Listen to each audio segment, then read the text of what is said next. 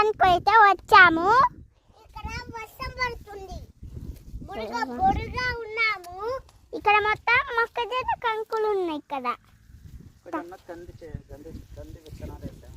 మొక్కజొన్న కన్ని విత్తనాలు వేసాము. ఇప్పుడు చూడడానికి వచ్చాము. మొత్తం బుర్ర ఉన్నాయి. అందరి కాళ్ళు చెప్పులు ఇప్పి నడుస్తున్నాం. ఇప్పుడైతే నాకైతే లోపలికి తీసుకెళ్ళిపోతుంది దెయ్యంలాగా తీసుకెళ్ళిపోతుంది లోపలికి అనేసి ఇలా వెళ్ళిపోతుంది.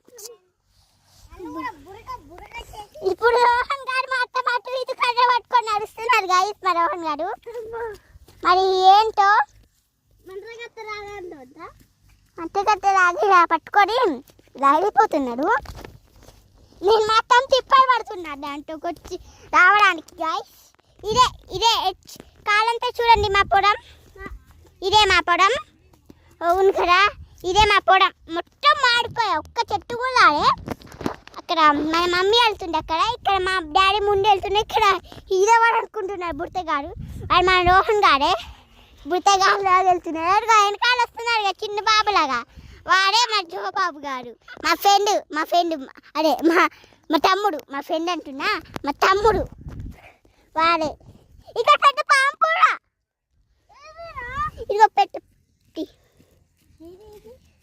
చూడండి. ఇక్కడ పెద్ద పాము వెళ్తుంది. పాము ఏంటో అదే వర్షం పురుగు వెళ్తుంది ఇక్కడ. అడుగు మరోహన్ పట్టుకున్నా, చూపిరా.